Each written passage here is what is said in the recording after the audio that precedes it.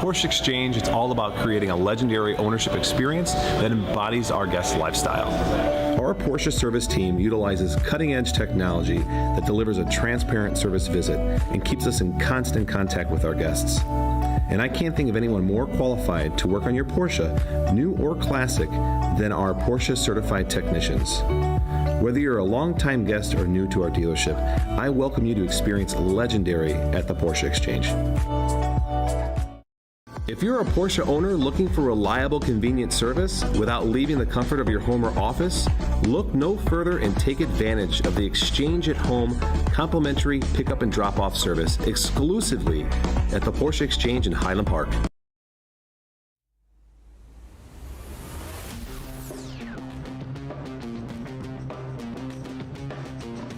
There's something about those nice round numbers that feel good to reach, and today marks a special one for our organizers who have been plugging away at this virtual series for an impressive 4 years.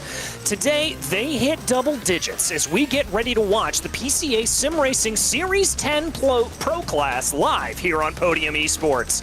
Hi everyone, my name is DJ Clark, and with me in the booth tonight is Rachel Whiteford.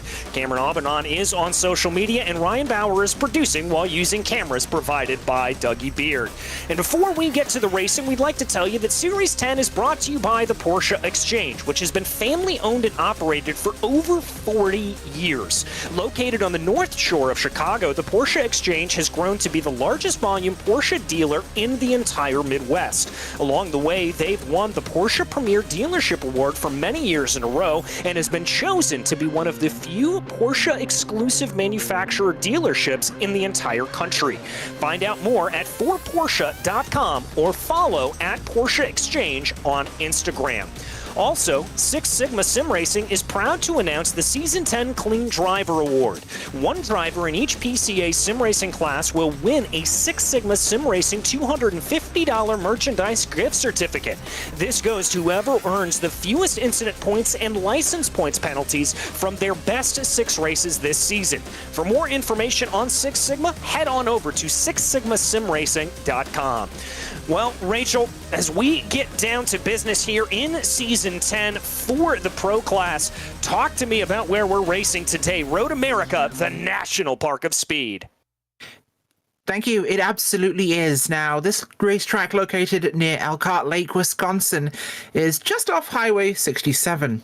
And just like all the traffic passing by, this has hosted racing and motor vehicles for about 70 years. Currently, it hosts NASCAR's Xfinity Series, WeatherTech Sports Car Championship, IndyCar, SCCA Pirelli World Championship, and so many more series. Too many to name, almost.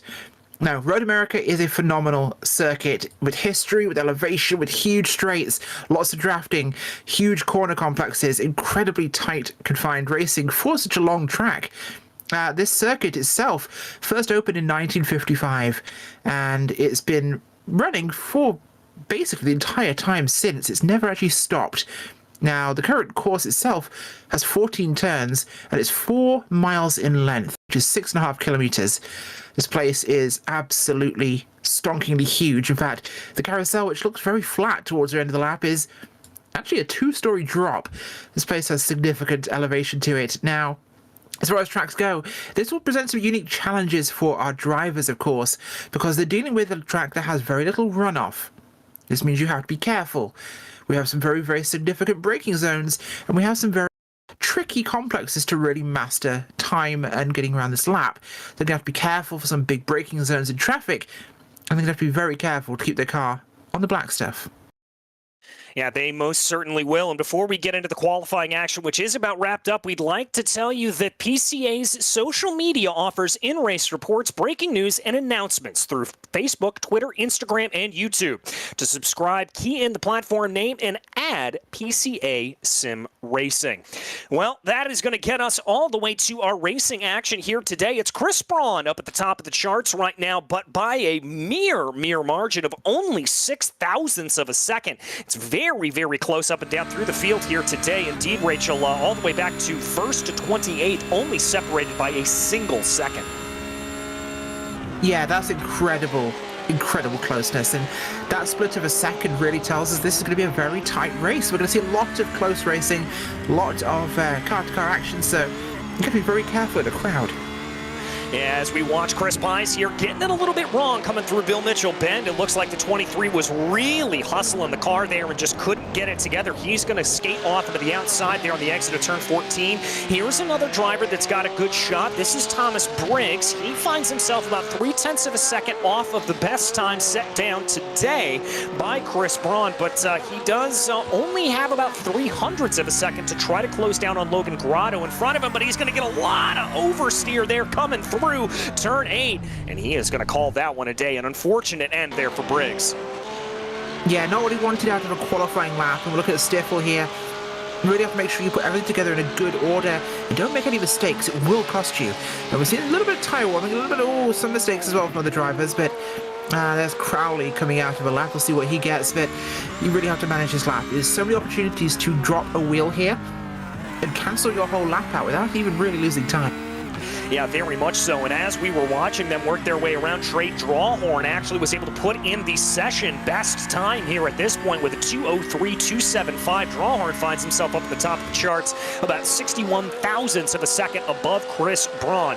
Cowley, though, our last driver out on the track, going through the fearsome kink. Last night we saw a couple of drivers gutsy enough to make it too wide through the kink. It only worked about once, but we'll have to see how it plays out here on the pros as he breaks down for Canada Corner. You could do it, but you have to be respectful. That's one of those corners where it will be of big importance to make sure you maintain your distance to the other cars, otherwise it will have major consequences. It certainly will as we watch the 14. Cowley continuing to work his way around. Too much speed into the final corner, and he's going to loop that number 14 Porsche. Jonathan Waltman now going to be the last driver to be able to finish a clean lap here. He's got to hope that it doesn't come through, but he is going to run out of time, and that means it's time to grid up here for the pro class. Starting out in pole position, it will be Trey Drawhorn, followed by Chris Braun, then Connor Fisk and Chris Pies lining up there in 4th place. Then it's Logan Grotto and Thomas Briggs, Justin Sang and Michael Koholik, and then it's going to be Raphael Amarin and Dave Craig at rounding out your top 10. 11th place tonight will be Leif Peterson there with Jesse Lyon in 12th. Esteban Diapati will be in 12th place. You have Derek Cyphers in 14th. We have Nick Focolio in 15th with Mark Lister in 16th. Jake Faulkner in 17th. James Huth, 18th, Joe Stifle, 19th in the end, and Shane McNeely in 20th. As we continue to cycle our way through the rest of the grid here, we're going to have a short pace lap going to be starting just out of Bill Mitchell Bend for this entire field, and then we will get racing for a full hour around Road America. 70% fuel tanks, which means we should anticipate drivers coming in between about 30 minutes left to go and 20 minutes left to go. At least that's what we saw last night. And pit strategy could be a huge decider here for these drivers, as we saw some, even your race winner last night, able to take a little bit of a longer pit stop, but able to make it work out in the end. So that could be a big determining factor here tonight, Rachel, if these drivers are maybe able to do a little bit of lifting and coasting, a little bit of fuel saving behind the leader, and maybe be able to jump them in the pit stop cycle. Yeah, I think that would be an important part for these guys to really think about that. Track position will be important here, so I think that will be useful. Yeah, it certainly will, as we wait for the last couple of drivers here to make their way onto the grid here at this point. Just waiting for a few here as the 2-minute marker does tick over, and that does mean it's time to get ready to go as the iRacing pace car, of course the Porsche pace car here in the series, going to be leading them all to the green flag on a rolling start here, an Indy-style start as it is known. Drawhorn leading the field around there. He'll be starting down to the inside in that number 395, Braun to his outside in that orange and blue machine, as the pace car will pull off relatively early here, as there it goes down pit lane, and here we get ready to get going as we wait for the Pro Series to start off here. Everybody watching behind the leader, Trey Drawhorn, as here they go, and there goes the green. We are racing here in Road America America. It looks like a pretty decent getaway there for the front row. They're going to be able to hold on to one another as they work their way down into turn one here at this point, trying to see what they can do. It looks like Braun's going to try to hold it out the long way around, but he's going to get a little bit caught out. That's Connor Fisk trying to make a move as we've got cars off in the back. Mark Nistor, I think, is one off into the gravel. Yes, Mark Nisto went off in the rear there. I think he was the only car that I saw. A little bit of contact in the rear, but yeah, Nisto got off on his own earlier on in that start. It wasn't anything anybody... Oh no, it was slight contact, I believe, with the 312 machine of Shea McNeely. Just a little bit of racing contact, and he ends up running through the gravel. So no major issues. All right, as we watch down into turn 5, this is one of the most conscientious braking zones on the circuit here at this point, and it looks like the field is able to get themselves through as they go. Now looking a little bit hairy coming up through turn 6. Big contact in the back. Huge issues, and this was all starting from a solo car, and it was towards a front here, in fact. This involved, I'm trying to see the number now, the 13 machine of Briggs, who goes sideways up the top of the hill there and collects a mountain of race cars. Everyone stacks into each other. We ended up, we've got a replay for you. This is huge, the race events. 12 and 188, Sang and also Grado completely sideways on the track, being hit by multiple vehicles. A massive, people kept coming through. People couldn't see where to go, and it's a parking lot. Well, it's an absolutely blind crest coming over that hill, and so it's not together all surprising that drivers got themselves into trouble. This has created a big gap in the field here. P10 now separated by about 2 seconds up to P9, and then the rest of the field going. We watch this leading group right here at this point. Drawhorn leading by about a second over Fisk. Braun and Pies holding in behind at this point. It looks like here as they cross over, and we may have a little bit of a breather here for these leading cars. I think we're going to be able to go back and check out the replay here momentarily. Rachel, you're saying that this started with Briggs, I believe. Yeah, it absolutely did. Briggs got loose there as he came up top of the hill under the bridge, and just no room. Everyone just kept piling through the corner, and he couldn't do anything at that point. He'd had a moment, and the cars just kept piling in here. We'll show you the replay now. You'll see as they'll come up under that Corvette bridge, he will come through, climbing the hill here, and watch him here. He'll just get a little loose. I don't think there was contact, but he goes around, he goes off. He is somehow magically safe from that occurs as the whole field just steams through the crest and the blind corner and hits everything. Well, and a little bit of target fixation there, I've got to think, for the rest of the field. They saw all of that fire off as now we take a look on board Briggs, I believe, as he's going to work his way back out onto the track. Several drivers taking their free repair here, their spare car early on. But we're going to focus back in on this battle up at the front of the field here at this point. Chris Braun that we ride, Chris Pies that we ride on board with, trying to stalk behind Chris Braun. Braun down one position. Connor Fisk able to take that away from him here at this point. And we are seeing here that Grotto was given a 40-second stop-hold penalty there for that incident. And so that is what is being levied down here from race control. Yeah, Grotto had some issues with his car after that contact because he ended up unable to do anything. Yeah, contact, absolutely. So I revised what I said here. He had his nose at the inside there of the 13. That was started by the 12.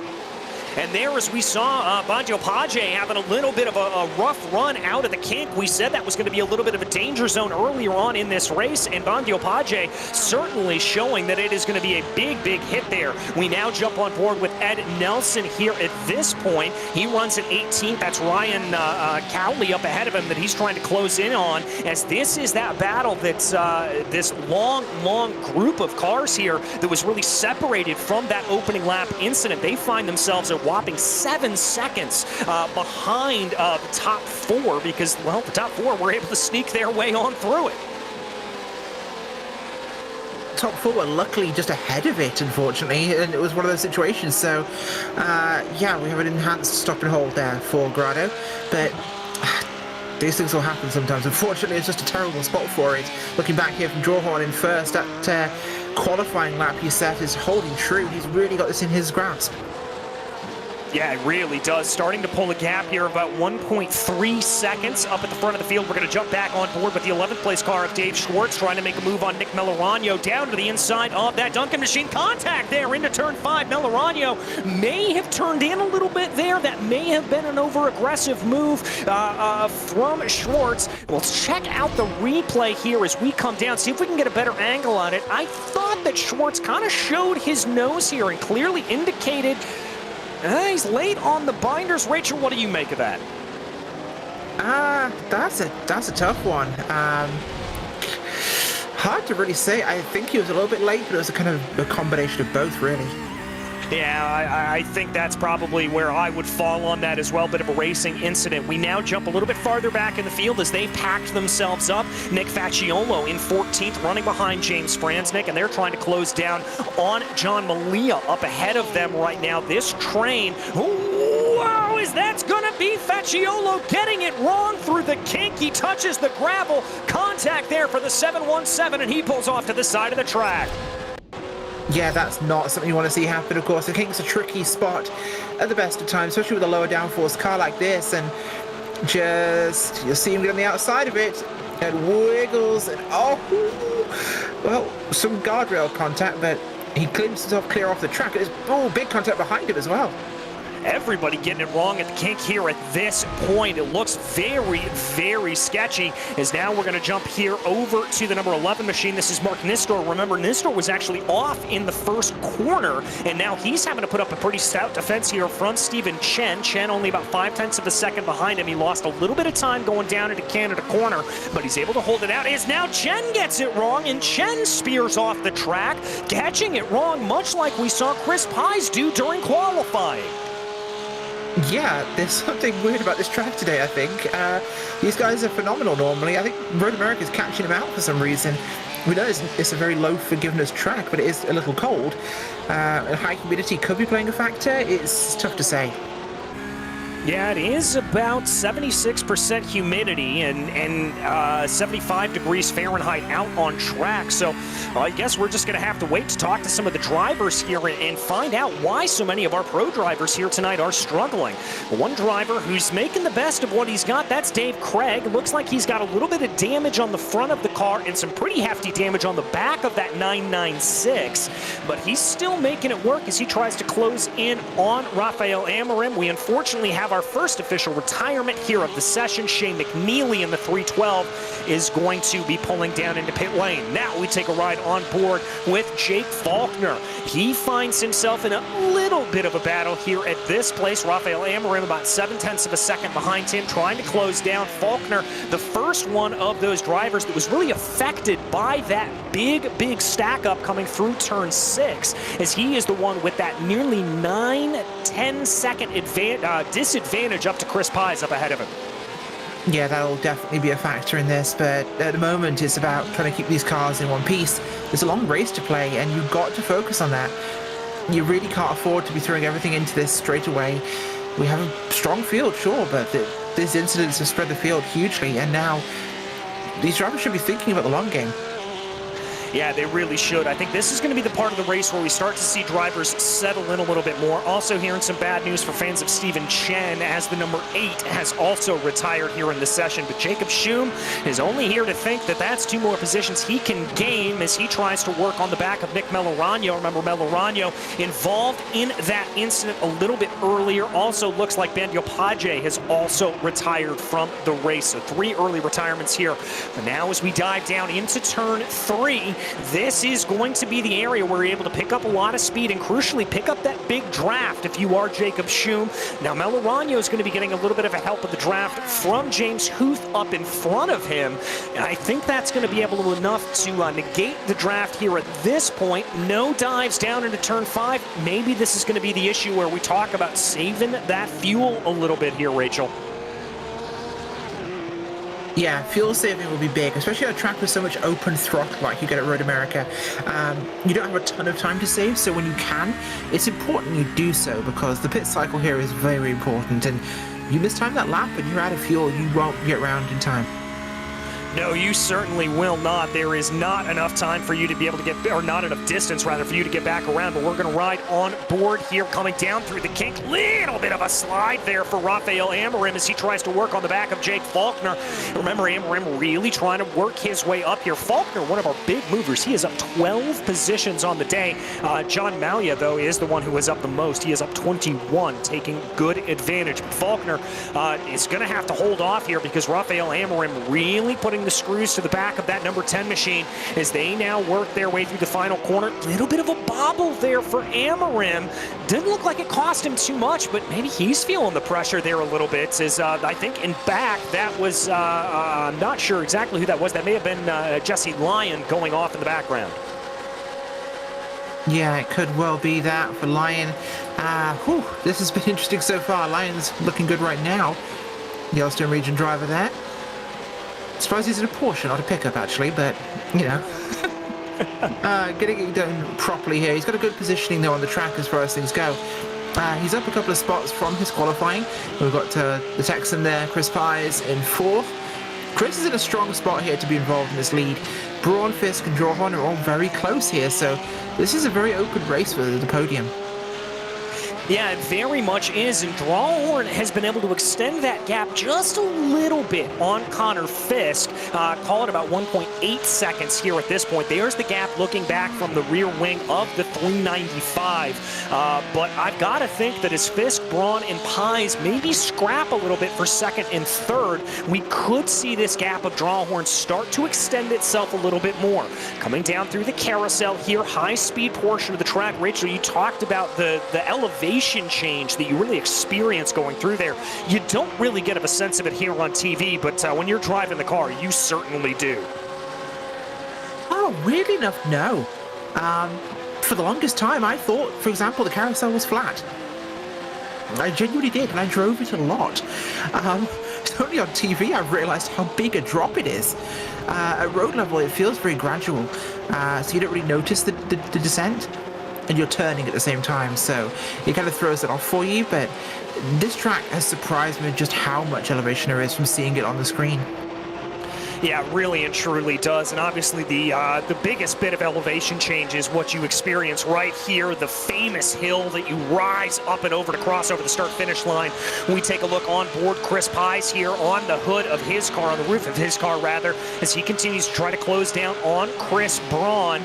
Not really going to have a look down here into turn 1. That's not the best overtaking opportunity necessarily. It's really much better to try to just keep everything behind and get a better run here going down through turn 3 and then get the power on and make the move going down into turn 5. Ooh, looks like Braun and Pies a little bit offline there at that point, but they'll be able to keep things together as they continue to push here. As behind them as well, it looks like Faulkner and Amorim are getting very, very close once again, so we may want to jump back to them once this battle is done. Is actually, we're going to jump back to it now. Amorim close behind Faulkner. Faulkner doesn't have the benefit of the draft from other drivers in front of him. This could be Amorim's chance if he wants it. He's closer than he's ever been. He starts to fade down to the inside, looks down to the inside of Faulkner. Faulkner gives him the space, and that's going to be Amorim on through. Faulkner trying to fight back there a little bit around the outside, but that move was just about as textbook as you could imagine for Raphael Amorim. Yeah, that was a really respectful move there for those two. It's a two-car race here. They're 11 seconds adrift of your leaders, so I don't think that gap will close up. I could be wrong, but really respectful racing between those two. They know the win isn't in this necessarily right now, and it's about trying to keep... The less time you spend fighting in corners, the more time you spend together, the more time you can make up on the racetrack. So if the leaders fight and those two stay behind each other, they'll eat those 11 seconds, so it's entirely possible, but you can't be fighting to do so. Yeah, exactly. You've got to play together in order to get everything together as we tick closer and closer to the quarter distance mark here in this race. About 15 minutes down, 45 minutes left to go. We continue to follow here Connor Fisk, Chris Braun, and Chris Pies, your second, third, and fourth place drivers. Drawhorn continues to extend his gap up at the front of the field as they crest over the hill right now, coming down to that start-finish line. It looks like here that these three drivers are, well, they're settling in a little bit, Rachel. I think they may be doing exactly what you had to say, which was just keeping everything clean and green. That's necessary. It's part of racing. But to finish first, you must first finish. And if you don't stay on the black stuff and end up in the green stuff, you can't win. It's tough because this track does not forgive. It doesn't have runoff like a lot of places. We have some sand tracks, we have a lot of grass. And as you all know, going onto the grass in a race car, those slick tyres and the momentum, you're going in a straight line and you will not be able to control that car unless you really slow it. Yeah, really troublesome. Yeah, very, very much so. You couldn't be more right about that. As we're going to jump back here, Nick Melorano trying to make a little bit of a run here on Jacob Schum. Schum having some internet issues there, and that's certainly going to be a little bit worrisome, I think, if you are Melorano. It looks like there that Schum has resumed back up into the field, but I think he is turning. He's turned around backwards. He's facing the wrong way. There was a problem there for Jacob Schum. Yeah, there was. We'll see if we can find out what happened to him, but that really... Oh, he's still facing backwards there. Looking back at this, I think it might have been connectivity related. I can't tell, though. Yeah, no, he comes back into the universe kind of slow and gets clipped by one of the cars. He didn't know he was there, I don't think.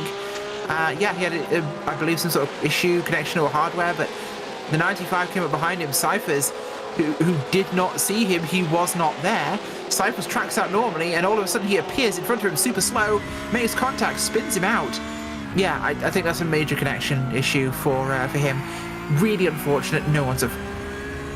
Yeah, no response there. We check back in on the battle for P3 right now, actually P2 right now, as it looks like Chris Pies has fallen off the back just a little bit of Chris Braun, and now Braun is in the catbird seat here trying to close down on Connor Fisk. Drawhorn wasn't able to extend the gap up the front of the field on this time around. Ooh, big wiggle there for Connor Fisk coming down through turn one. That's going to be music to the eyes here of Chris Braun. He's certainly going to know that he's going to be trying to push here at this point as they come down out of turn three. Another little bit of a wiggle for Connor Fisk. Braun going to tuck up behind the gap under 2.5 tenths of a second. Here they go. Is he going to look down to the inside? We look out the back of Connor Fisk's machine. Here comes the 258 looking down to the inside. Thinks about it, backs out of it. Choosing discretion is the better part of valor. He's not going to go for the move there quite yet. Yeah, I don't think he was possibly close enough to even attempt that. Anything else would have been a dive bomb. And no, I think he chose the more astute option there, as we see Malia off the track and a bit of an overcook on 3. Not a big issue there, but he's getting himself going again. No, that was a smart decision, I think, by Braun and Fisk. It was played the right way. Yeah, I think it was as well. We're going to check back a little farther in the field. This is Rick Reisenberg just ahead of the car we ride on board with James Huth in the number 21 machine as they come up and over turn 6, the site of that very calamitous incident on lap 1. There we get an outboard shot of the two of them as they work their way through turn 7. I like what I'm seeing here out of Huth. You saw him immediately kind of pull off to the right-hand side of the track coming out of 7, coming back onto that racing line, but doing it in a way that was clearly going to fill the rear view mirrors of Reisenberg up ahead of him. I wonder if that's maybe a move that we could see Chris Braun starting to employ here. It's definitely an option. It's something that I would consider using in that sort of circumstance where you may not be quite quick enough. Make them make a mistake. It does work, it does function, it's a great technique to use, and it's fairly low impact because you don't have to try and pass them. Yeah, very much so as we take a look on Braun right now. And we've already seen a couple little blips and bobbles out of Connor Fisk, so Braun clearly knows that that car is susceptible to an error. Let's just see if he's able to elicit one here. I can tell you that you can see by that third car in your shot, Chris Pies, certainly looks like he's closing on. And by the way, Rafael Amorim, remember we followed him not too long ago. He was able to get by Jake Faulkner. He has not only built up a 3-second gap between himself and Jake Faulkner, he just set the fastest lap of the race for good measure. Yeah, it really has. Great running from him as we move onwards with this. It should be good. Going to be a lot of time left. We have 40 minutes on the clock, so we're into this middle 20 minutes of the race, which will count down to our pit window there in the last 20 or so. This is where I think that a lot of the chaos has subsided and these guys are focusing on their times. We've not seen... Well, there's been a slight improvement, actually, for Amorim and Faulkner. They have got it down to 10 seconds to the top 4. And if they repeat this over the next 40 minutes, there's every chance they could catch that up again. We'll have to see. But we've had some big shake-ups, of course. 26th place Rich Minklo is in 9th. 17th Faulkner is in 6th. Yeah, 17th place and 9th qualifier are battling for 5th and 6th at the moment. 26th, 5th, 4th, 30th is in 12th. 14th is 28th. Yeah, the field is upside down due to that first incident, and this is exciting because we have guys not normally racing each other together. Yeah, very much so. As we take a look, here's Derek Cyphers, one of those drivers, John Malia there behind him, Andy Jenkins as well, close in behind, and Ryan Cowley not too far behind either as we ride on board with Jenkins, excuse me, sorry, Andy, as he works his way down through the carousel. An interesting line there that he was taking. You noticed him a little bit farther to the inside than you normally see drivers. That's just an attempt to get some clean air on the front of that car and really maximize the downforce as much as possible. You had a little bit of a wide run there. That was Malia having a little bit of a tough run going down through the kink. You saw that car just getting a little bit squirrely, but he was able to keep it under control as they fly now out of Canada Corner, working their way up through Bill Mitchell Bend right now, trying to see if there's going to be any sort of gap. I think the big one that I'm keeping an eye on here is Jenks closing in behind Malia. We've got another good battle, though. James Huth, we've been following this one. That's the move on Rick Reisenberg. You don't normally see a whole lot of moves going down into turn one, but Huth wants to make it work. He's holding down to the inside. He's going to have to be later on the binders. He's later on the binders enough, but is he able to make the corner? Yes, he is. Textbook stuff there from James Huth. Really, really well done there. I really love that move. Exactly the kind of thing you want to do in that corner, and he got it in exactly the right spot too. Kept it tight, kept it in control, had the corner by the time he reached turning, but he didn't move across. He kept that lane for Reisenberg, so it was well executed.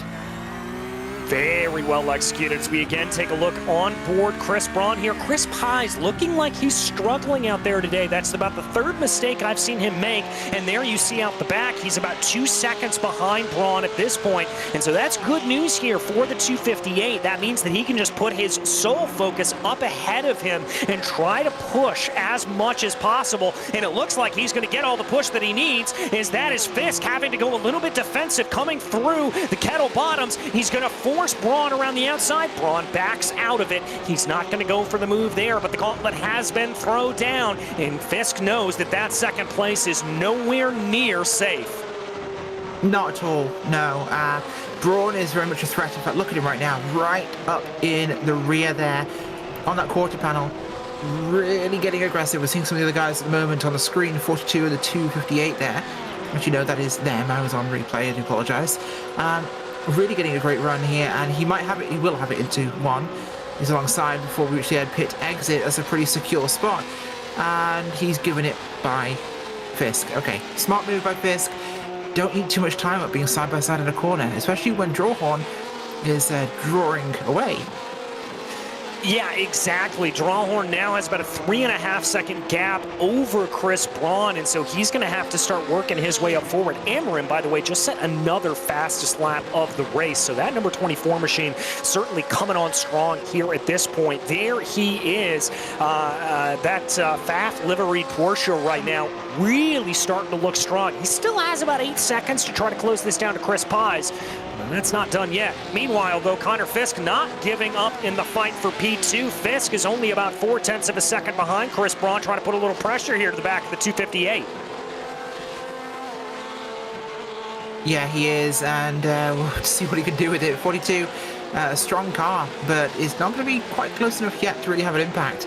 You can see the track map there showing where everybody is on circuit. Everything from, weirdly enough, that latter half of the track is very empty right now, which is quite surprising. It's kind of quiet through that segment, but I think that'll spread out as the race continues. Kind of 2/3 of the track is very heavily populated. Yeah, and I'm a little bit surprised to see that as well, considering just how much of a breakup we had courtesy of that opening lap incident. But we'll have to see if anything continues to tighten up, or how lap traffic is going to affect this field. Remember, we are about 5 minutes away from that pit stop cycle opening as we ride on board with Justin Sang here in 24th. This is the 188 machine. He's in a little bit of an island unto himself right now. He's got about 4 or 5 seconds to make up to Thomas Briggs in front of him, and he's got got about 6 seconds and change back to Jonathan Waltman. He's down 17 possessions on the day. Probably not the day that Justin would like to be having. But I'll tell you one driver who's having a very good day. That is James Huth. He is up 6 positions, looking to make it 7 as he now puts pressure to the back of James Franznik. Yeah, Franznik is not in a safe space, and this will definitely require some attention, I think, from him. Huth is a quick driver. We've seen him be very resilient, and Franznik did qualify behind him, so we know he's not quite as fast at a straight line. It's been one of those factors, I think, of this race positioning happening, but we'll have to see if he can gain that time up and start to make that move. They are in 10th and 9th at the moment, which is big for them, I think, because we have seen this shake around a little bit, but yeah, we'll see how this plays out, because I think Huth could find himself with a very good result if he can keep going.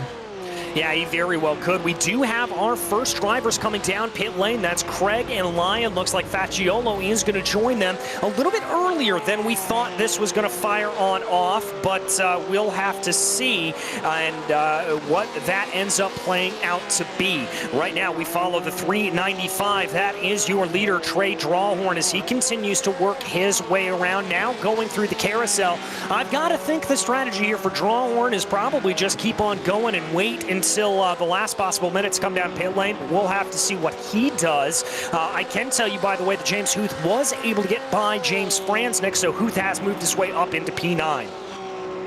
Yeah, it's big for those guys, and Huth 9th will definitely help him, but yeah, there's still got a lot of work to go with this. The Hudson Champlain region driver there, Mr. Huth.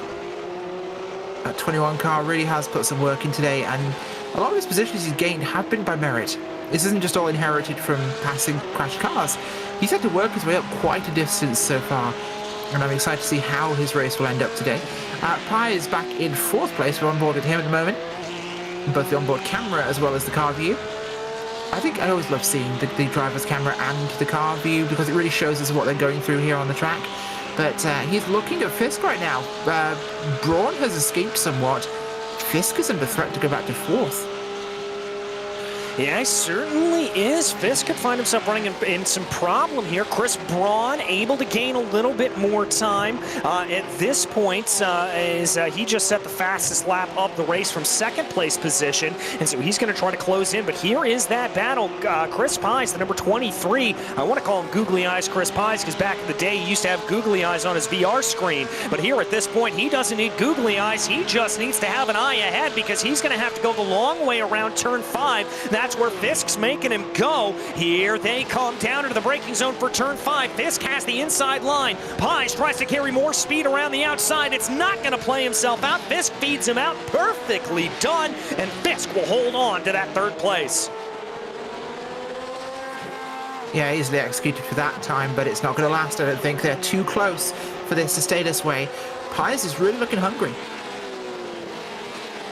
Yeah, really and truly is. I think Pies may be a little bit frustrated here. May have been saving his tires a little bit earlier on. Remember, he had a couple of little blips and bobbles there to have some problems. He's going to get very, very close on the exit of the carousel, really carrying some good speed. Now, he's just got to try to maintain that speed going through the kink. That's going to be the big thing here, is he can't lift out of it. He's got to keep it together, keeps the car underneath him. That gap's going to be 0.2 of a second as they work their way through Kettle Bottoms right now. He's going to look to the, no, he's not going to take a look. He's going to stay right in behind and keep it going. Chris Pies just keeping the pressure up.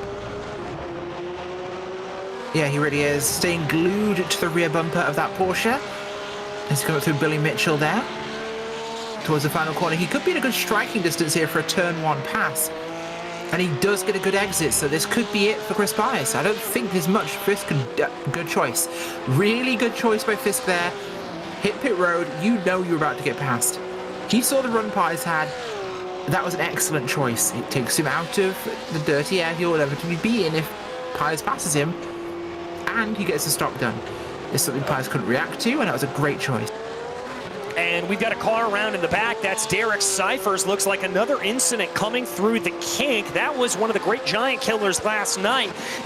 Looks like it is continuing to be a little bit of a problem for the drivers here today. Now that's him going to be following right behind, I believe, Nick Melorano as he comes through the kink, just picks up a little bit of oversteer. Oh, that is a hard lick into the outside barrier.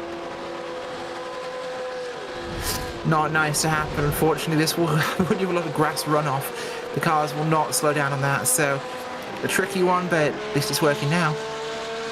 Yeah, it's working now. We're going to jump a little farther back down to the field. This is Jesse Lyon right now trying to close in on Dave Craig up ahead of him. Neither driver going to come down pit lane, but I'll tell you what, Jesse's got a great run here on the back of Craig. There we get that picture-in-picture. You can see exactly what Craig is doing. Lyon continues to close in behind. Craig's just going to hold on to his line as Lyon pokes his nose down to the inside, tries to see if he's going to be able to get that run that he wants so desperately. Down into the inside goes Lyon. He's got the move. Craig looks for a little bit of a fight back, but Lyon's got him covered. Yeah, got it done very nicely there. So Lyon definitely keeping this one going at the moment, but we'll have to see if he and Craig can duel this one out again. Those two have been really at it most of this race, so could make some exciting running. They both pitted, of course, so this will shake out once more cars come down. Yeah, we're still waiting for about half of the field to come down into pit lane at this point. The majority of your leaders, including your absolute leader here of Trey Drawhorn, continues to stay out. Chris Braun, he's been able to close the gap. We'll call it closing, because I think it was over about 3 seconds earlier on, but at this point Braun certainly looks like the gap is just maintaining at about 2.7 seconds. I can tell you Rafael Amarim is in pit lane out of 4th place right now, so they're the former speediest car out on the track coming down into pit lane. Absolutely, and that pit road is a tough one. Of course, Pies coming through there. We had a car off, actually. I think that's a lap car, so not anything to worry about at the moment. But, yeah, Pies having a good run here. Faulkner had a lot of time from that pit cycle, so he's still technically 4th right now, which is impressive given the pit cycle. But we'll see more of the guys come down. Amarim's in, and that will break him up from Franznik. We'll see where that one shakes. We will see indeed as we watch the battle right now. This is Ryan Cowley leading Robert Rose here at this point. This is the battle for P12 as we ride on board with the VR user here. A guitar in the background and plenty of good setups there in his office. Looks like Ryan's been able to get a good enough run out of turn 3. I think that's going to be able to keep Robert at bay for the moment, but we will have to see as they close down. The gap starting to eke its way down under about 3.5 tenths of a second here as they get into the braking zone for turn 5, but again, not quite close enough to be able to make that move work, and they're going to stay in single file order here as they work their way through the corner. Still waiting for your leaders to come down into pit lane as we only have about 27 minutes left to go in this race. Trying to see here what they're able to do. We keep our eyes focused on this battle between Cowley and Rose. Rose putting a lot of pressure to the back of this number 14. Yeah, it really is good running there from him. As we're seeing this one really push Rowley there. Now, Cowley, even as I pronounce English words with my mouth. Robert Rose starting to close as they come down here to the carousel and towards the King. Could see him make a move on the first corner, which is my guess, I think we'll see there. But maybe into Canada if he's feeling bold.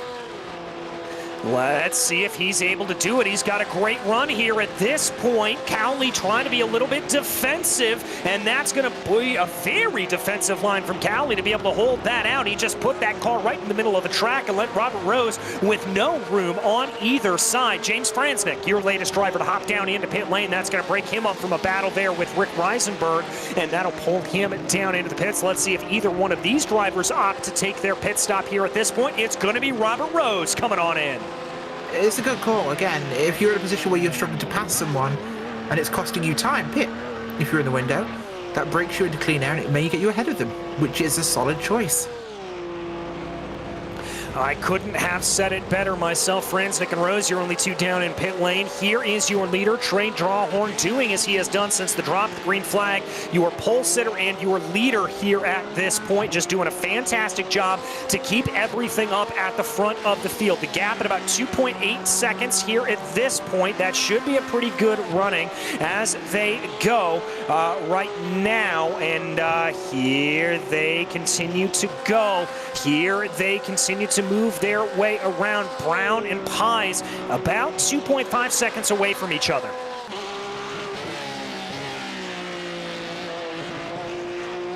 yeah, getting it going here. We're really, the time has suddenly started to really accelerate in this race. We're down to 25 to go on track, and we're seeing all the action really happening here on board with Leif Peterson there. He's getting himself going at the moment, trying to keep this momentum. He's in 21st, but he is starting to work his way forwards. Looking at Dave Craig ahead of him right now as he could turn 6 at the top of the hill. Sight of that accident. I think we'll see him make that move very soon. I think we will as well. I don't think it's going to be too much longer. By the way, Drawhorn, Braun, and Pies have all crossed over the start-finish line. They are not coming down into pit lane.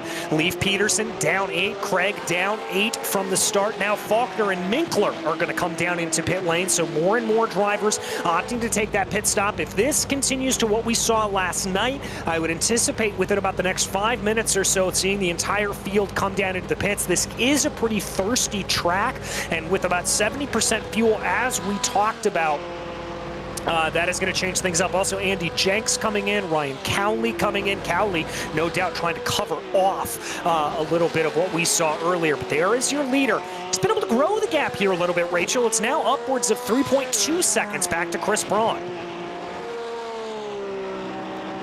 Yeah, it does appear to be. We'll have to see now if he can do anything with that. Braun's gap is really, really grown. But Braun's actually closed it a bit more on Drawhorn here. 2.9 seconds for them. And it appears to be a similar gap back to Pies. So that one's really shaking around. But look at Ed Nelson. I'm not sure if he's pitted yet. I'll have to quickly check his lap times. He has not. So that's why he's gone from 25th to 4th. That is definitely not pitted yet territory. Yeah, not pitted yet. Let's keep our eyes focused, though, here on Trey Drawhorn. Let's see if the leader decides to come in on about the 37-minute mark in this race. Again, able to keep that gap at about 3.2 seconds back to Chris Braun. Comes up out of Canada Corner. Now through Bill Mitchell Bend. That car looking as planted as it has the entire night long. As now he gets on the binders here for that tricky final corner. Lets the car track out wide. Is he going to come down into the pits? Yes, he is. Is this the end of the pit stop window? It very well may be, as Chris Braun and Chris Pies both decide to come on in. Good choice for timing for that, as they'll make sure they get a similar sequence here. In fact, all three are in: Drawhorn, Braun, and Pies. So the top three are all on pit road. Yeah, they're all going to come in. It looks like here, I'm just waiting for a couple of these other drivers to see where they're going to shake themselves out. I think Ed Nelson is coming out of the final corner right now. Nelson's going to come on in. We follow here Fisk, who is the highest pitter at this point. So that's going to be the real question here. We've seen pit stops be about 21 seconds or so, 19 to 21 seconds. That's about the gap that we're seeing. Fisk on the longer side with 21. Drawhorn at rest in his box right now. 19.2 for Trey Drawhorn. He is already out and on his way. Now, where is Fisk going to be in relation to Pies and Braun? Remember, that was a big battle. Pies is out. Braun is long in the stall. Braun is long in the pit box. I think he may have picked up a pit lane speeding penalty. Oh, yes, he has, I think. So Nelson's also in, by the way. Braun. Oh, this is going to be killer for him. He's still sat there. Oh my gosh, that's ended basically his chance at a podium. Yeah, he is out of chance there at that point. And I'll tell you what, Trey Drawhorn played that to perfection. He has now been able to grow the gap upwards to about 5 seconds over Chris Pies. And so this is clean sailing here for Drawhorn. We are getting confirmation, by the way, here for Chris Braun that he sped on pit lane entry. But we do have a battle here that we want to focus in on. This is Jake Faulkner. Remember, he was up early in the race, but he's unfortunately fallen back down through the field. His latest competitor going to be Jesse Lyon, who takes a look down to his inside coming into turn 5. Not going to play there, but the number 5 looks very strong. Yeah, it really is looking very strong at the moment. Lyons, well, that's that we've sequenced out here, looking a lot stronger, and Faulkner's really under threat from him. Yeah, very much is. I think Faulkner was one of those drivers that was able to take advantage of that early misfortune, that early mishap that we saw coming up out of turn 6, and now he's just falling back down the order a little bit more. There we take a look out the back of the rear of the car right now as they come down through the carousel. They've got to be a little bit careful. If they get locked into a very fierce battle here, Dave Craig's only about 2 seconds behind them. He could very quickly find his way up towards the front and get himself involved in this battle. Yeah, it really could be, and that would be a huge thing to shake things up for us right now. What's more exciting, though, is the gap we're seeing for Pies and Drawhorn has changed here. And now we're going to get a time sequence over. Okay, it's dropped slightly, but 4 seconds to Fisk, and Braun, he's got it all the way down the order here, hugely. Yeah, really and truly has. And by the way, Thomas Briggs and Justin Sang coming down into pit lane here at this point. Now, they took a pit stop on lap 1, presumably to get a spare car, and didn't get enough service done on the car to make it to the end. So that's why those two are down into the pits here at this point. But now here comes a move for Lyon, looking to the inside of Faulkner. That's not going to play itself out, and he's going to have to stick in line. Could he have thrown it all away here? Was that too early of a move? Too early to show his nose? Only the straight here, the Moraine sweep will tell, as that's Lyon running a little bit wide on the exit of turn 3. I don't think he's going to be close enough here, Rachel. No, I don't think he's anywhere near close enough. I think he'll have to wait quite considerably for that, but there's still time. There's still opportunity, but I think it will need to be maybe next lap for this. He's close enough, but he's not got a run yet. Yeah, he really just doesn't have that run yet, doesn't have all of that set and to be able to go here at this point. And look how ragged he is running that car. That's about the 3rd time this lap that I have seen Jesse Lyon kick up some dirt while on the exit of a corner. But now it's Faulkner who makes a mistake. The car twitching on braking going down into turn 8. Could that be a little bit of a news here for Jesse Lyon? He's going to hold in close behind the carousel, trying to hunt around for that clean air that we talked about to be able to get his way forward. Here he comes into the kink. The gap's only about 1/10 of a second. He's able to keep his foot in it, and there he's going to be close enough as they make the run through the kettle bottoms, trying to see what he is going to be able to do. 0.17 the gap here, 1/10. Is that going to be enough to take a look? No, Lyon stays in line. Yeah, not quite close enough yet, but I think he's got opportunity later on. I think if he gets a good run out the final corner, turn 1 will be his big chance.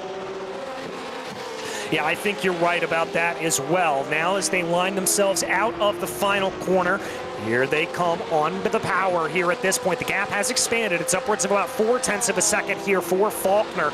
I don't think he's going to need to go defensive here down into turn 1, as it looks like Lyon is able to take a little bit of speed away courtesy of the draft, but that's not going to be enough to be able to make that move to work. And remember what I said, Craig continuing to hunt in here behind. He may have a little bit of a good opportunity, as now Lyon looks pressing again coming down through turn 2. Yeah, still not quite there yet, so we'll have to see if we can... Again, I think they're pretty evenly matched at the moment from what we're seeing. It's not like a significant difference between the two cars, so it's still up for grabs. Yeah, it certainly is. We haven't really seen a race-ending bobble from either of these drivers here at this point. Let's keep it together. They're going to stay in single-file order, not poking his nose down to the inside. There was Lyon. Now they're going to go. Craig able to take another couple of tenths of a second out of that. I think he's got to see that. I think that Lyon has got to get a move on here, because he is going to be caught by Dave Craig unless he's not careful. Here comes the jink down to the inside going into turn 8. Not going to do it there, but Faulkner leaves the door open. Lyon goes for the move. There you can see the worry on Faulkner's face. He's going to be able to hold on to it, but Lyon is tired of waiting around.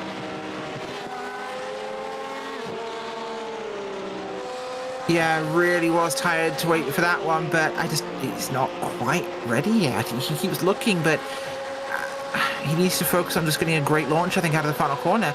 It's his simplest opportunity. He's looking again here towards Canada. Is it a bit too bold? Well, let's see. He's going to try to make this work around the outside. You can make that work if you've got the grip and the power, but a slide on the exit of the corner is going to mean that Lyon is not going to be able to make it work. He'll have to come back in the line here through Bill Mitchell Bend, and look at that. Dave Craig, just as promised, now 9/10 of a second behind this battle. Contact, he got a great run, but unfortunately he was right behind the car there, so that just did not work for him. No, it really did not, but look at this. Faulkner knows what kind of run he got. Faulkner is all the way down to the inside of the racetrack trying to run defensive down into turn one. I think that may not have been all that warranted here at this point, as Lyon's only going to be about 1.5 of a second behind, but here they come now down out of one, coming down through this sweeper of two and down into turn three. This is where Lyon's got to get the run. This is where he's got to focus, and there, the steely determination of Dave Craig. He is going to be focused on in, only 0.5 of a second ahead. He knows what's at stake here. Lyons 0.2 of a second behind Faulkner, though. And I got to think this is now or never time. He has got to go for the move here down into turn 5. Faulkner goes a little bit defensive. Lyon thinks about moving to the inside, but again, he's just not close enough.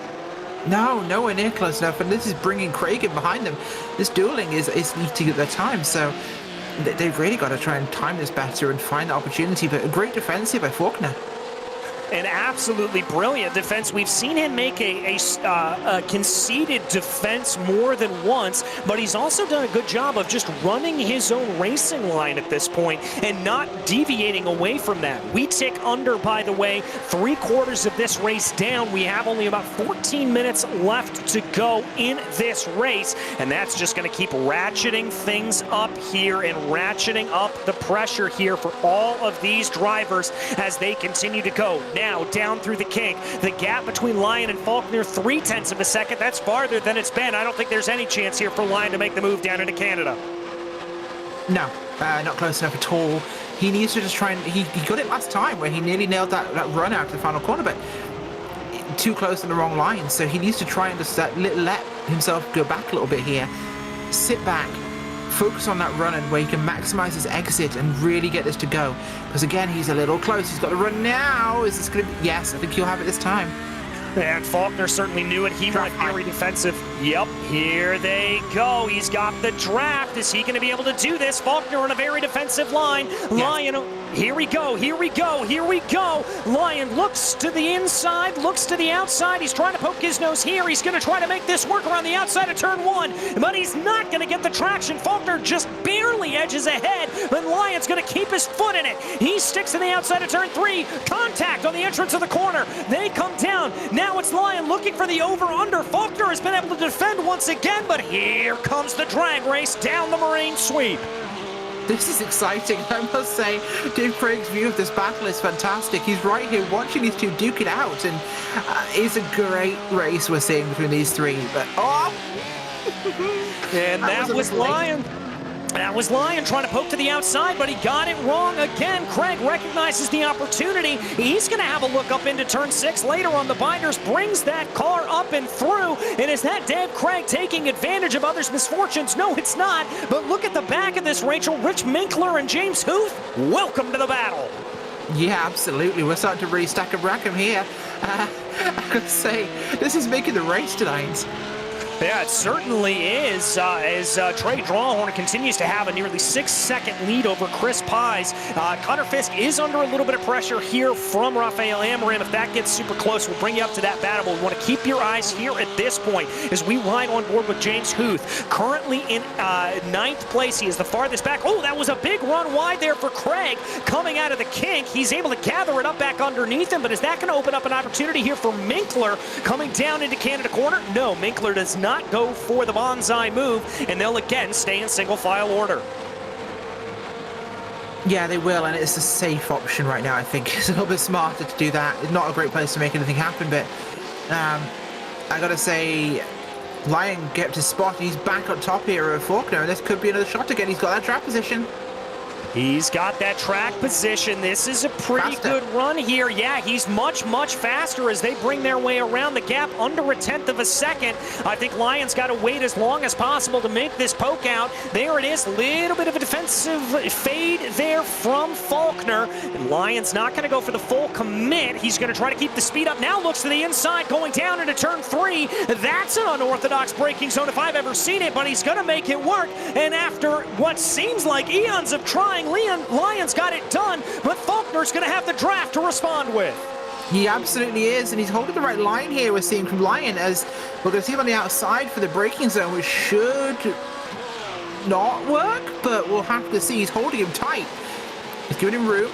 We could see an overrun. Oh, he had to check. He had to check up, and that cost him. But oh, wow, this is racing. This is racing indeed, and now look at this as now, whoa, up to the inside, Faulkner with a late move, contact, more contact, and Faulkner finds himself coming down through the field. Oh, that is unfortunate. That's Lyon that went backwards, but I'm pretty sure Faulkner's going to catch something for that, as he stuck it up the inside and just made contact there. Into the marbles went Lyon, and round he got 2 slaps, but he keeps going. So I'm pretty sure Lyon will be ahead of Faulkner, but he won't be ahead of the cars he was just ahead of. No, he certainly won't. Let's watch this here from Dave Craig's perspective. A very late lunge there for the number 10. A little bit of contact there, and Dave Craig says, thank you very much. I will gladly take those positions away from you. Rich Minkler saying the same thing there. Minkler, by the way, let's give him credit. He is our big mover of the race at this point. Up 20 positions. Very much so. Huge push for him. Helped by the incident early on, but he's worked hard to hold that and keep it. There's been some huge movement we've seen, and Winkler's really been strong tonight. Yeah, he really has. And Faulkner here, no slouch either. He's up 10. Ed Nelson up 15. We've got a lot of big movers. Faulkner, I think, though, just has to really focus here. He's just got to calm himself down. That was a little bit of a move of desperation up into the inside of Jesse Lyon. And now here comes Lyon. These sparring partners back at it again.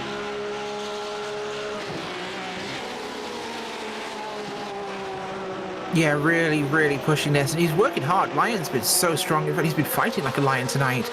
Yeah, Faulkner got a black flag there, 20-second stop and hold, so that will really cost him, but Lyon could, well, climb his way back to where he was. Yeah, he could. I mean, Craig's not all that far up ahead of them here at this point. Let's keep our eyes focused here. As you said correctly there, Rachel, Faulkner is given a 20-second stop and hold penalty, so he will have to come down into the pits, presumably on this lap, to serve that. Lyon's going to know that and probably want to try to make a little bit of a move here. The two of Rich Minkler looking like a little bit of a cork in the bottle of them trying to catch up to Dave Craig, but Craig's starting to peel away here. James Huth is the one who stands to gain the most out of this battle as he rides in 9th. Yeah, he does, and Huth is really got an opportunity to send this one home if he can, but he's got to be careful with how he plays this one, as we'll see Lyon moving through there. Got a move done on, I think that's going to be the 10 machine of Faulkner, but Faulkner's obviously having to pit this time by, so P3 is looking big now for Fisk and Amarim. We knew he'd get there eventually. Yeah, only 0.3 of a second separating them. By the way, the third car in the shot there, that is Garrett Taylor back down in 28th position. That is a lapped car, so nothing to worry about there. But you saw Amarim getting a little bit squirrely coming out of Canada corner. He is starting to put the pressure here to the back of Connor Fisk. Fisk feeling that pressure, going defensive down to the inside here, despite the gap being about 0.3 of a second here at this point. So he's going to start closing in here a little bit, fades back to the traditional racing line. And as we've got less than 8 minutes to go, almost 7 minutes to go here at this point, everything's starting to close down. Yeah, it really is, and this is where you have to put the real kind of screws on the race and try and find that last position you can try and get to, and got to just balance this time so carefully.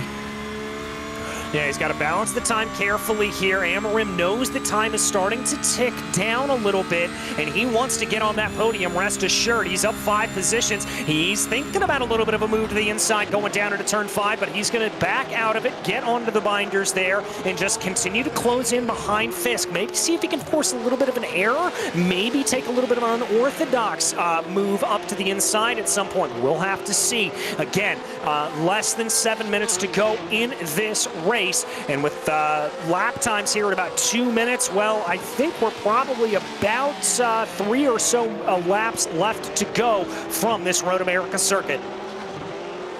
Yeah, very much. Not a lot of time left for us at all. And wow, this has been an evolving and exciting race tonight. We've really seen some fantastic action, some drama, fantastic racing, excitement. I've had a blast tonight. This has been wonderful. Even if the leader has cleared off into the sunset.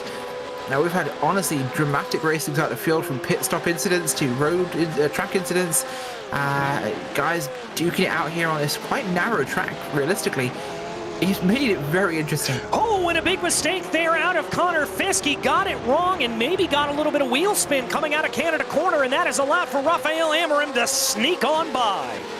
That's what he wanted, and that's third place for Amorim. He just has to hold it now and secure this.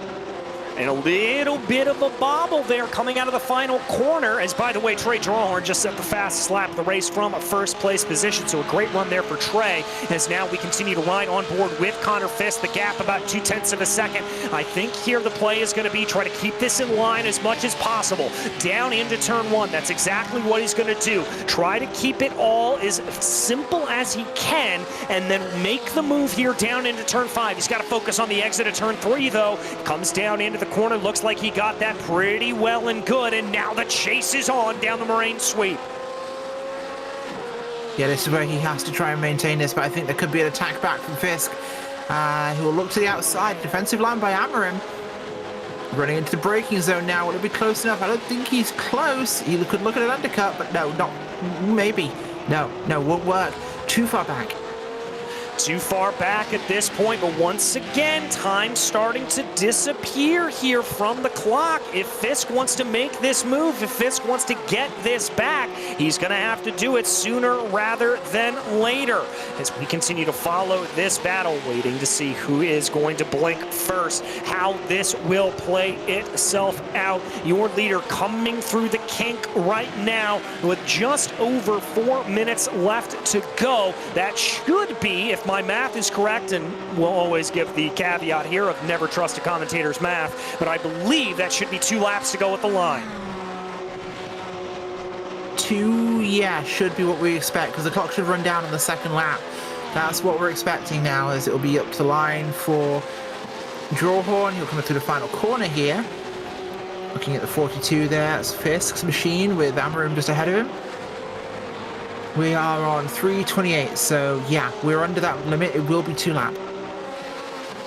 2 laps to go here for Connor Fisk if he wants to try to regain that final podium position, but it looks like here the Raphael Amorim is just absolutely driving a perfect line at this point. He got a great exit there out of the final corner. They climbed the hill, crossing over the start-finish line here at this point. The gap holding at about 0.3 of a second, even with the draft coming into play here. It tickles down to about 2.5 before they get onto the binders for the braking zone for turn 1. Is Fisk going to have anything here coming down into turn 3? Again, this is going to be the big fight opportunity down the long straightaway that constitutes the moraine sweep into the heavy braking zone for turn 5. That was a little bit of a bad bobble for Amorim. Is this the opportunity that Fisk needs? It could be, but I don't know. It's going to be a tough ask, because Amorim's still in a very strong spot, and he's not close enough to make an attack unless he goes for it. Yeah, he's going to have to here at this point. Let's see what he decides to do. He doesn't go for the move there. Amorim just driving his own line, ostensibly. Not really running too defensive here. I kind of like that strategy. Don't respond to Fisk unless he really makes you need to. Yeah, just don't focus on the mistakes. Don't over worry about it. Run your race, run your line. The time is so low now. He just has to maintain. Yes, as they continue to go here at this point, that's what he's got to do. Just maintain the line, maintain it to go. Here they work their way down through the end of the carousel. That gap starting to expand a little bit. It's about 4.5 of a second here at this point as they work their way through the corner. I think Fisk's chances are running through his fingers here at this point. Yeah, they really are. He's not going to have much chance unless he finds something magical. Drawhorn's so strong. We're at 127. He's going to come up here, up the big climb, start that white flag lap here, to end this race tonight. And it's been flawless from Trey Drawhorn. I love how much he's developed and grown as a driver, because right now he's looking to just dominate this race. Yeah, really and truly, he has absolutely just put down a commanding lead on the rest of this field. Really and truly done a great job to be able to keep himself going around. And as he takes what ostensibly amounts to a victory lap here at this point, Rachel, he has just done everything he needs to do right here today. And this victory, knock on wood, if you are a fan of Raphael or of Trey Drawhorn, it certainly looks like he's going to be in good position here. Yeah, it really does. I think it's a pretty likely chance he'll take this home, but Amram and Fisk seems to have almost settled. He's dropped back a little bit here, and I don't know if he's got enough to even find a way past here on Amram. I think Amram's locked this one in tightly now, unless there's a magical moment. Yeah, it really and truly is. Here they go right now as Drawhorn brings the car down through turn 8, continues to work his way around. Here they go. Coming down through the carousel. Really only a couple of more corners, a couple of more braking zones to go here until he is going to be able to taste that champagne and see that checkered flag. Here he goes down through Kettle Bottoms. It's only Canada Corner, Bill Mitchell Bend, and the final corner to go. Here he comes through Canada Corner, looking good here for Trey Drawhorn. This is going to be a great win here for the 395 and clearly set the pace here for Series 10 of the PCA Sim Racing Series. Here he goes, trying to get his way up the hill, climbs it right now. Here he comes to the line. Trey Drawhorn, your victor from race 1. Phenomenal win there by Drawhorn, absolutely commanding victory, and Amarim, well, Pius crosses the line of course in second, but Amarim will come across holding third place. A wonderful race from him. A wonderful race from him. Connor Fisk not able to close down on Raphael Amarim. Fisk is going to have to settle for P4. So we focus a little bit farther back down in the field. This is Rick Reisenberg right now trying to close down on James Franznick as they come through Bill Mitchell Bend. Yeah, they really are going for it there, trying to get this final part of this one completed. I don't think anyone's close enough to make a move from this, though. They will not. No, it doesn't look like they will, as they're going to stay in line here at this point, and that is going to be it. But here's a nice little battle as we jump back farther in the field. This is Justin Sang on a last move on Nick Facciolo. It's going to be a drag race to the line here at this point. They're going to have to be side drafting each other a little bit. Sang pulls back into line. That opens up an opportunity for the 95 of Derek Cyphers. Is Cyphers going to be able to make the move on Sang? They cross over the stripe. No, it is Facciolo, then Justin Sang, then Cyphers only 0.004 of a second behind. That's nothing, is it, on a track like this?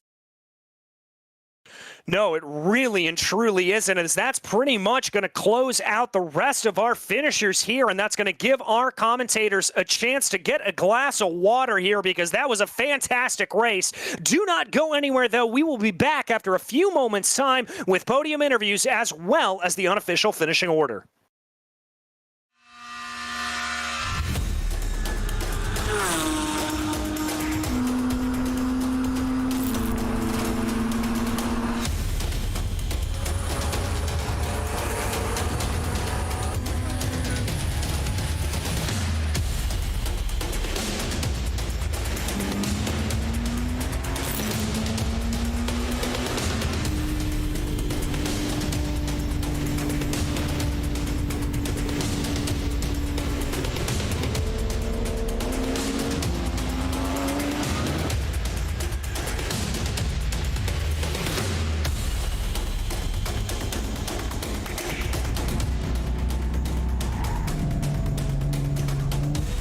Brake a little earlier if that's going to be the case. He's actually got a nose ahead as they come down into the braking zone. He's going to do it the hard way.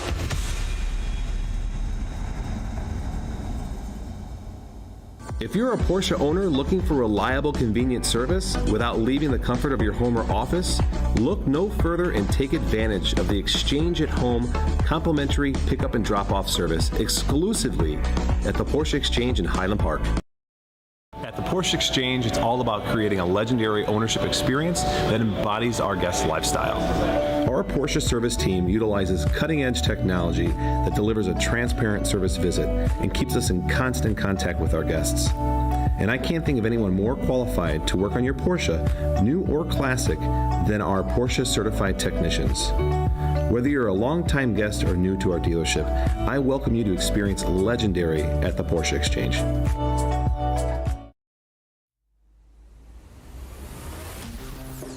Welcome back to the PCA Sim Racing Pro Class here from Road America. It was Trey Drawhorn taking, we think, his first victory of all time here in the opener. Chris Pies came behind him in P2 with Rafael Amorim to close out your podium. Connor Fisk was just this close off the back of Amorim. Then it was Dave Craig to round out your top five. Jesse Lyon finished sixth, followed by James Huth, and Rich Minkler was eighth, with Ed Nelson and Chris Braun able to fight back after an early penalty to round out your top 10. 11th tonight was James Franznick, with Rick Rosenberg 12th, Rick Maranio in 13th, John Malia 14th, Andy Jenks in 15th, Robert Rose 16th, Ryan Cowley 17th, Nick Facciolo 18th, Justin Sang in 19th, and Derek Cyphers in 20th. And we're going to let the rest of the field roll on through here at this point as you're able to take a look at it there on your screen. And that's going to lead us right on into our interview with our winner. And we think first-time winner, Trey Drawhorn. How does it feel, my friend? Oh, it feels amazing, especially the season opener, to really just win and then win by a little bit. Well, you were able to pull it out. You were able to get a great victory there to make it work, and it kind of looked like you were never in doubt. Was this sort of just a matter of cruising around here today? I mean, no. I really had to push during quali. I almost gave up on my last lap. I was like, stay in it, because that was the last lap. And I had one more chance. I thought it was over after the second to last lap. I messed up in the last corner. Then Chris Braun just was hammering laps and kind of scared me. So I was trying to I had to get on my horse and push a little bit. So yeah. Well, you certainly made the push work here at this point, and I've got to ask you, we look to VIR next time out. Are we going to continue to see a little bit of the roll here? Or can you take a win there at that circuit? We'll see. I haven't been there in a little bit, and I think it's in the GT4, correct? Yes, it is. So hopefully I can keep this ball rolling. Well, we wish you luck in it, Trey, but in the meantime, a victory here tonight. Who makes it possible for you? You guys, Lone Wolf Motorsports, Axiom, and all of PCA and the great racing we all have here. And then you guys, of course, Race Control, and of course you guys, the broadcast. Crucial. Thank you so much. Well, thank you, Trey, and congratulations yet again, my friend. Thank you. All right, that was Trey Drawhorn, your victor here tonight from Road America. And Rachel, I believe you've been able to catch up with P2, Mr. Chris Pies. I have indeed, Chris. Very busy race for you tonight, and some great running there with the guys in the top 10, including Mr. Braun. What was the track like tonight for you? It was a tale of kind of two races. Before the pit, I was sitting behind Chris and just kind of sipping fuel, saving as much as I could to try to see if I could get an undercut. And then after the pit, everybody kind of vanished around me. And I was trying to chase down Trey, which proved a little too much for me. Hats off to Trey. He drove a great race. Certainly did, of course. We saw a lot of people getting very loose tonight. Was the track particularly difficult? No, I felt like I had a lot of grip out there. I tried to focus on keeping my tires under me and not overheating them, not driving beyond what they were capable of early in the race. And thankfully, I was in a draft like I said, for about the first 40 minutes of the race. So I was able to just conserve, and save the car for the last little bit of the race. So I felt like I had a good car underneath me, and really enjoy this track whenever we come here. It certainly seems that way. Well, who would like to, credit this race to? Who do you want to give a shout out to or thank? I'll thank everybody in the PCA steering committee, Doug Atkinson, all you guys. You put on another phenomenal series. Just look at the participation we've got across the first 2 races this week. It's great. I'm so excited to be participating in season 10 and look forward to the rest of the season. Well, we thank you for being here and being such a great racist. Thanks for joining us tonight. Chris Pye is going home in second. All right, and that means it is time to catch up with our third place finisher, Rafael Amorim. And, Rafael, as opposed to Trey and Chris, you kind of had to fight for this one a little bit. Yeah, this was the hardest P3 I think I've ever had. It was a lot of fun, but coming back from behind a little bit, and after that wreck, I just lost touch with the guys in front, and had to push really hard. Well, talk to me a little bit about the battle you had with Connor Fisk closing in on the end of the race. It just looked like you were waiting for the opportune moment to strike. Was that the case, or were you trying to get by at any chance you could? Yeah, I was trying to be careful. My tires were starting to die, and I didn't want to wreck him. So I was just trying to put some pressure on him. I knew I was faster than him after the carousel and into Canada corner. So I was just trying to get a run there. And in the end, he ended up making a mistake, and that sort of made it possible. I don't think I would have been able to pass him. He had really good pace. We were really close, and he was defending really well. And my tires were just shot in the end. I wasn't really going to push it and force a wreck. Well, Rafael, as we look ahead here and we start to focus in a little bit about the final race of the year, or the next race of the year, VIR, how do you think that's going to go? Oh, I love VIR. It's one of my favorite tracks, so definitely looking forward to that one. VIR is just a ton of fun. And, looking forward to it. I usually do well at VIR, so trying to stay consistent and bring back a good result. Well, we wish you all the luck in the world there, Rafael. But as for today, who makes this possible? Who'd you like to thank? Well, thank all of you guys, everyone that makes this possible, all of the sponsors. And I'd like to thank my family and my wife that always support me through this stuff. So this is a lot of fun, and looking forward to the next race. We're looking forward to it as well, and we'll see you there, my friend. All right, that was Rafael Amorim, your third place finisher here tonight. And unfortunately, that's about going to wrap things up for us here on Podium Esports. But join us again next week on March 22nd as the PCA will be back in action here from Road America yet again. We'll have another 2 races here for the rest of our Road America season. We'd also like to thank our sponsors for Series 10, the Porsche Exchange and Six Sigma Sim Racing. And we mentioned at the beginning that Six Sigma Sim Racing giving out awards to the cleanest drivers. Well, the gauntlet has been thrown down. Both Trey Drawhorn and Chris Pies were able to escape here with 0x, so they are the leading contenders there for that award.